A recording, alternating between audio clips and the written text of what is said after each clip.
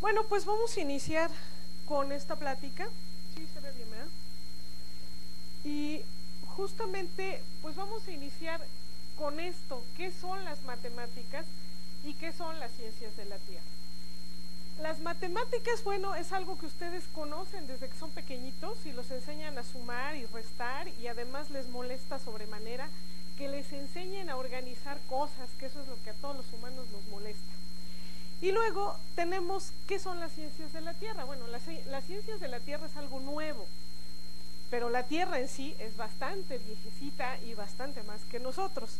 Entonces vamos a empezar con lo que sería la Tierra, o como ahora le han llamado Gaia, porque finalmente, como lo describe Lewis Thomas, no somos más que una membrana, estamos dentro de una gran membrana, en sinapsis con todo este universo y con toda esta Tierra. Estamos viviendo aquí adentro, entonces seríamos algo así como que entes vivientes, porque si digo parásitos se oye feo, de esta Tierra en donde estamos viviendo con ella. Entonces primero vamos a ver la Tierra como ella misma, y esta foto que todos deben conocer ya, porque además siempre aparece en el Google Earth, es preciosa. ¿Y qué conocemos de la Tierra? ¿O qué conocemos de esta gran membrana en la que estamos inmersos? Bueno, ¿qué es lo que nosotros generalmente conocemos? Lo que conocemos son las manifestaciones de la Tierra, porque hasta ahorita el viaje al centro de la Tierra solo es un libro, una historia, pero no hemos ido demasiado dentro, ni hemos ido demasiado fuera. A lo más que hemos llegado es al satélite, y luego por ahí algunos intentos furtivos de ir más lejos. ¿Qué conocemos realmente? Conocemos nuestras manifestaciones, las que tenemos todos los días, los eventos volcánicos, que son los más importantes hasta ahorita, los meteoros, todos los eventos meteorológicos son importantes. Estas manifestaciones de morfología en la Tierra es lo que más conocemos. Pero a nosotros nos gusta saber por qué los seres humanos, aparte de estar inmersos en la Tierra, nos encanta saber qué pasa debajo de ella. Nos gusta saber qué hay, por qué un volcán hace erupción, y además, si lo puedo predecir, mejor. Entonces, ¿qué hacemos los humanos? Imaginamos, siempre imaginamos, nuestra imaginación es ilimitada, por eso hay tantos libros. Pero igual que yo puedo decir que este volcán hace erupción porque hay un proceso en donde la lava y todo el material caliente que está fundido en el interior se expele por esta parte, pues igual puedo decir que hay un dragón y echa fuego. Digo, nadie me lo puede impedir, yo tengo la libertad de imaginarlo. ¿Qué es lo que nos detiene a dar vuelo a nuestra imaginación de manera tan grande como lo harían los griegos, y de imaginar que yo tengo los titanes de la Tierra, que tengo el aire, que tengo el fuego, y que todos estos son los que manejan al universo? ¿Por qué no puedo traerme a los titanes otra vez? Bueno, porque los humanos somos muy escépticos. Aparte de estar inmersos en la membrana, queremos que nos demuestren que así es. ¿Y cómo le demuestro a alguien que eso que están viendo es cierto? El que vaya y me lo enseñe y me lo demuestre, pues ya yo creo que se ganó todo, ¿no? Entonces, pues se vuelve la cosa muy complicada, porque existen una serie de ramas, de especialidades, en donde la gente empieza a ver por qué puedo sostener que efectivamente este modelo es sustentable. ¿En qué sentido? Bueno, en que todos los eventos químicos soportan el hecho que haya convección, de que existe un manto que es líquido, de que hay una salida de estos materiales, que todos estos eventos que yo veo están mezclados en todos los sentidos, o sea que tengo efectos meteorológicos, que tengo ríos, que tengo lavas, o sea, todo esto es un conjunto bastante complejo de manifestaciones que la Tierra nos da. Y ustedes me dirán, bueno, ¿y eso qué? O sea, sí es cierto, todos las hemos visto. Y bueno, entonces existen especialistas muy diversos, los biólogos, todos, que empiezan a involucrarse en los procesos de la Tierra en sí. O sea, cómo desde todos los puntos físicos, químicos, biológicos, esta Tierra se manifiesta y nos está comunicando muchas cosas. Bueno, pues ya nos quedó más o menos, y si no ya se confundieron más, ¿en qué estamos? O sea, ¿qué es la Tierra? Tenemos demasiadas cosas en la Tierra, demasiados eventos y procesos. ¿Y alguien me podría decir qué son las matemáticas? Pues, ¿qué creen?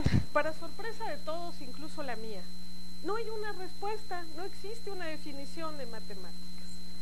Y les voy a mostrar algunas. Realmente existen unas disertaciones filosóficas sobre qué es la matemática, pero no hay definición. Y como no hay definición, pues simplemente una de las que más sí logran leer, porque no se las voy a leer, no logran leer, bueno, es una colección de intentos de las definiciones de científicos y filósofos para definir las matemáticas, pero no existe una definición de las matemáticas. Es el nombre que se le da a la colección de pautas, pautas en el sentido de normas, o sea, de esquemas a seguir, pautas en el sentido musical incluso, pero que en nuestro caso y en el de las matemáticas en particular son secuencias de números. ¿Por qué? Porque los seres humanos todo el tiempo han querido describir las cosas de manera precisa, y no hay nada más impreciso que la naturaleza. Y si queremos describir a la Tierra, pues no lo vamos a poder hacer de manera muy sencilla, ni con una sola disciplina del conocimiento. Entonces, bueno, aquí les puse algunas de las pautas, y una de las más generales es que las matemáticas son la búsqueda de pautas, o sea, búsqueda de reglas. Qué manía de los humanos de buscar reglas, pero eso es lo que tenemos. Entonces son construcciones cuyas raíces se encuentran en la adaptación del cerebro humano a las regularidades del universo. Esa es una de las más bonitas. Y yo diría, es la adaptación del cerebro humano a las irregularidades del universo, porque realmente el universo no es regular. Lo que más tenemos son irregularidades o procesos caóticos. Eso es lo que más hay, contrariamente a nuestra esperanza. Y bueno, estos son los dos autores que elegí para ponérselas.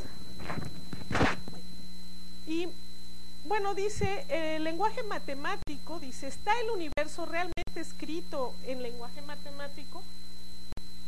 Pues si estamos viendo que las matemáticas son la abstracción del cerebro humano, el universo no tiene por qué ceñirse a las prácticas caprichosas de un cerebro. Es al contrario, es nuestra búsqueda de quererlo describir lo que nos obliga a llevar todo nuestro pensamiento a una forma organizada, ordenada y predecible, cuando el universo no es predecible. Entonces, bueno, como ven acá, dice que las matemáticas son precisamente, ustedes sí leen eso, ¿verdad? Sí. Bueno, los demás no sé, espero que sí.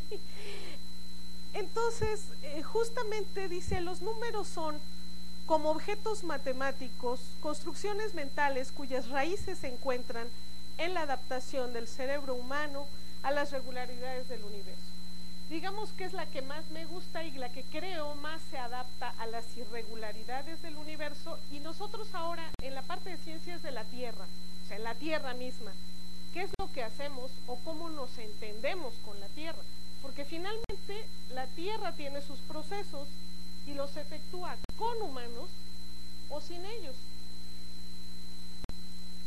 Esto, digo, ya sé que no le van a entender, tampoco pretendo que lo entiendan. ¿Qué es esto? ¿Dirían que son matemáticas? Sí. Pues simplemente es una simbología a la que ustedes les han mostrado que son matemáticas, y esa simbología, aunque no lo crean, es la más universal que existe. La música y la simbología utilizada en matemáticas es lo que no cambia de idioma, lo único que no cambia de idioma, a pesar de que los humanos somos muy complejos y cambiamos el lenguaje. Les puedo asegurar que un ruso, un vietnamita, digo, claro, siempre y cuando haya llevado la escuela suficiente, entenderá eso, pero si no, pues no entiende nada. ¿Qué es esto? Tampoco van a ver las tablas. No, esto simplemente representa la necedad del humano. por querer describir las cosas. ¿Cómo las describimos? Bueno, esto que tienen aquí es una gráfica de medidas de un laboratorio. Ah, qué interesante, ¿verdad? Bueno, lo que sucede es que la gente en general siempre quiere saber cómo es el comportamiento de algo que solo pueden observar de manera discreta y bajo ciertas condiciones. Estas son otro tipo de gráficas, pero alguna vez, aunque ustedes no las entiendan, han visto tablas, gráficas de estos tipos. Y también han visto ecuaciones, aunque no las entiendan. ¿Y qué es lo que se pretende con esto? Bueno, lo que se pretende con esto es describir un fenómeno. No importa que sea físico, químico, biológico, lo que queremos es describir con alguna métrica, con alguna regla, cómo se está ejecutando un proceso, nada más. Entonces, ¿cómo vamos a describir el proceso y por qué lo vamos a describir? Porque a los humanos nos gusta predecir y es lo que nunca hemos podido hacer. Y aunque les parezca que esto es una plática muy filosófica, sí lo es, porque no podemos predecir el futuro de manera exacta, porque cualquier evento puntual que sea, entre millones de eventos, puede modificar el futuro y el comportamiento global del planeta, no solo del planeta, incluso del universo, y son efectos puntuales. Entonces, con todo lo impredecible que es, ¿qué es lo que al alcance de nuestro cerebro está? Al alcance de nuestro cerebro está observar. Siempre han tenido 5 sentidos. Bueno, hablan del sexto, pero realmente yo no sé si se puede cuantificar o no. La situación es que nosotros tenemos los sentidos que aprendieron cuando eran pequeñitos en la primaria y que son con los que viven. Pero nuestros sentidos no nos permiten llegar más allá para predecir ese futuro. Bueno, aquí está la República Mexicana porque obviamente nosotros, en el grupo de exploración que es en el que trabajo, lo que hacemos es dedicarnos a problemas de nuestro país. Entonces se los puse justamente porque aquí es donde vamos a trabajar y donde les voy a mostrar algunos ejemplos de lo que hacemos. No les vengo a dar ecuaciones matemáticas, les vengo a dar los resultados que esto tiene. Realmente las matemáticas es como la relación íntima con la vida. Cada quien la entiende de forma muy personal y las va adquiriendo de forma paulatina y a su ritmo. O sea, en la escuela nos enseñan unas ciertas medidas que generalmente son aritméticas. Vamos a sumar, restar, dividir, aprender vectores, yo qué sé. Pero ya la concepción misma de cómo lo sienten, de cómo palpan las matemáticas, es muy personal, es algo muy íntimo de cada individuo y algunos jamás llegan a identificarse con ello. Algunos tienen medidas estadísticas, otros deterministas, pero no les voy a dar una clase de matemáticas, para eso pues les doy clases. Aquí les voy a simplemente mostrar en qué nos ayudan las matemáticas dentro del contexto de las ciencias de la Tierra para describir los fenómenos que no solo son físicos, los fenómenos pueden ser químicos, biológicos y nos ayudamos de la extensión de nuestros sentidos a través de aparatos y obviamente como esto está ligado a las ciencias de la Tierra son aparatos que nos permiten medir las manifestaciones de los procesos de la Tierra a muy gran escala o a muy pequeña escala, que pueden ser los microscopios. Entonces, esta extensión de nuestros sentidos en general se da con sensores, con imágenes, con procesos y con medidas. O sea, ustedes van a una tienda y saben cuánto deben o cuánto compraron porque pesan lo que compraron, porque saben cuánto cuesta y porque hacen una suma de todo lo que consumen, ¿verdad? Si no, esta sociedad no funcionaría. Entonces, ¿qué tenemos en la Tierra? En la Tierra tenemos procesos muy diversos, como ya les dije, y para poder describir estos procesos, este es un proceso de un ciclo del agua y de calderas y de extracción de energía geotérmica. Entonces, como ven, el hablar de las matemáticas en las ciencias de la Tierra es hablar de todo, o sea, no podemos decir, este señor es matemático en ciencias de la Tierra y ya. Este señor entenderá un poco de matemáticas, pero tiene que conocer todos los procesos a los que están vinculados las reglas que conoce, si no, no puede interpretarlos. ¿Qué hacemos? Como les decía, la extensión de nuestros sentidos son los aparatos. En ciencias de la Tierra usamos el campo gravitacional de la Tierra y una forma muy particular de medirla que se llama gravimetría, con unos aparatos. Después de medirlos, nosotros imaginamos que puede haber debajo. Y justamente para hacer esto, que se conoce como modelos, tenemos que resolver muchas de las ecuaciones primeras que les puse y que son bastante feas. Esta es otra. Son feas si no las conocen, si las conocen se portan bien y ya saben cómo interpretarlas. Esto es algo que nos permite ver cómo es el basamento de una estructura. El basamento es lo que está muy debajo del suelo, nosotros nunca lo vemos. En casos muy excepcionales se hacen pozos, se perfora y se ve que hay debajo, pero en general no podemos verlo. Entonces simplemente lo percibimos con sentidos alternos. Esto es un basamento, que la imagen creo que no es muy buena, se ve mejor allá, en donde nosotros, para un acuífero, esto fue en Hermosillo, es la misma imagen, lo que pasa es que tiene claridad que en la otra. Aquí se ve una cuenca. Nada de esto es visible en superficie. Lo que hacemos es medir con un gravímetro, interpretar con ecuaciones, en general ecuaciones diferenciales parciales, así se conocen, y después decir que esto es una topografía que está debajo del suelo. También lo hacemos con el campo magnético de la Tierra, o sea, usamos todas las manifestaciones de la Tierra y como yo les dije, bueno, pues esto es el Instituto de Geofísica y yo me dedico a la parte de física, pero también hay procesos químicos y también se describen de manera matemática, no se describen solos, ¿verdad?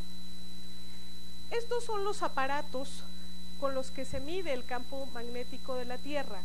Y esto que ven ustedes aquí son imágenes que se conocen como falso color, porque en realidad las medidas son medidas y se les está asociando un color para poderlas ver. Como les dije, son las extensiones de nuestros sentidos y entonces nosotros tenemos que ver qué hay debajo.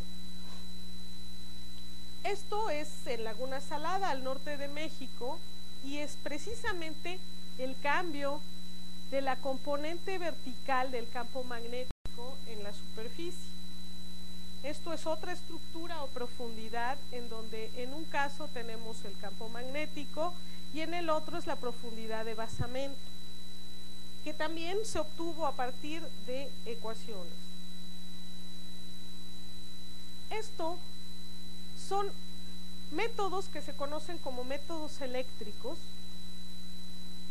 y nos permiten la reconstrucción en profundidad. O sea, si ustedes ven, esta parte superficial sería el terreno y lo que está debajo es lo que nos está indicando que hay irregularidades debajo, que pueden ser importantes desde muchos puntos de vista: económico, para explotación de minerales, para la búsqueda de cosas arqueológicas, para fallas, para agua.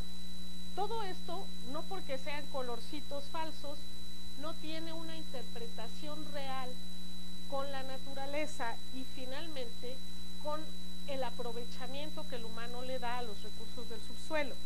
Estos son los ejemplos de los tipos de equipos eléctricos que se usan aquí. Bueno, me quedó completamente chueca esta. Sí. Esto es una reconstrucción hecha por diversos métodos, de aquí del doctor Chávez, que por ahí anda durmiéndose, en donde tenemos tomografía eléctrica, radar y equipos magnéticos para anomalías. Esto que ven acá es una reconstrucción, se los estoy pasando muy rápido porque en ninguno de los casos es un ejemplo específico, simplemente son ejemplos de lo que se hace con un instrumento sobre la superficie de la Tierra y la información que nos da de lo que hay debajo de ella. Esto sería lo que nosotros medimos, y en colores estamos viendo resistividades del suelo como si fuera una rebanada cortada de un queso, pero en la tierra. Y lo que vemos son las capas estructurales de distintos materiales geológicos que están dando distintas resistividades. Y estos son los modelos que se construyen a partir de las matemáticas, de resolver ecuaciones diferenciales. Esto es un ejemplo de sísmica. Aquí no es que el señor esté loco y golpee la tierra, es simplemente porque es la forma de transmitir una onda sonora en el suelo y de registrar los cambios que tiene este estrato, en qué zonas es más profundo, en qué zonas es más superficial.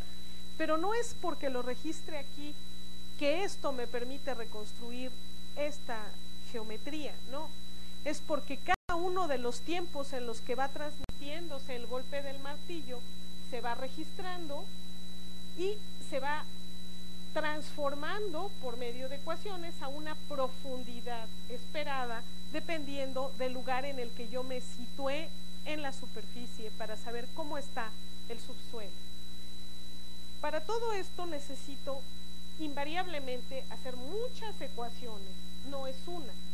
Y una parte muy importante dentro de la solución de ecuaciones ha sido el auge que han tenido las computadoras y las grandes cantidades de información que yo puedo guardar en las computadoras. Toda la evolución importante sobre los modelos numéricos se ha dado en los últimos 10 y 20 años. ¿Por qué? Porque las computadoras de tipo personal han crecido tan grande, digo, todos tienen una, y si no la tienen en su casa, la tienen en el trabajo. Ya todo el mundo tiene una computadora, y eso nos ha permitido aumentar las posibilidades en la modelación. O sea, antes no podíamos guardar cosas que fueran 10,000 por 10,000 veces, ahora podemos guardar cosas de millones de veces. ¿Por qué? Pues porque simplemente la música se ha digitalizado y todos tienen un aparatito de estos reproductor maravilloso, delgadito y que traen por todos lados. Eso también se ha reflejado aquí. Esto es un modelo, bueno, es una representación de un modelo digital. Esta representación digital es un modelo de elevación digital, que es un modelo de elevación digital. En un momento más les hablo de lo que son los sensores remotos. Los satélites toman la superficie de la Tierra a través de las ondas electromagnéticas. Todo eso nos permite hacer una representación de alturas y profundidades, y eso nos da la topografía de la superficie. Con los datos que les mostré hace un momento de gravimetría y magnetometría, yo puedo reconstruir las capas que hay al interior de esta superficie. Y puedo decir cómo será el comportamiento de un acuífero dentro de estas capas, que son como esponjas llenas de agua, y a las cuales nosotros le sacamos toda el agua posible aquí en la superficie, y luego tenemos problemas de contaminación, de invasión y de falta de agua. Esto también se hace con la solución de ecuaciones diferenciales. Bueno, esto... ¿Qué son las ecuaciones diferenciales? Bueno, aquí simplemente les puse una ecuación de potencial, una transformada de Fourier, una descomposición de funciones. Como les dije, yo no les voy a dar una clase, les voy a enseñar que este tipo de ecuaciones y de lenguaje matemático que desde los griegos fue inventado, o sea, los humanos desde que pudimos contar estamos ligados a la observación y al mismo tiempo a la descripción. Eso significa que tenemos que describirlo con símbolos y que es un lenguaje universal en el sentido de que es de toda la Tierra, y que si a un gradiente se le llama gradiente aquí, cambiará un poquito la pronunciación, pero todos los demás le llaman gradiente también, y los chinos también.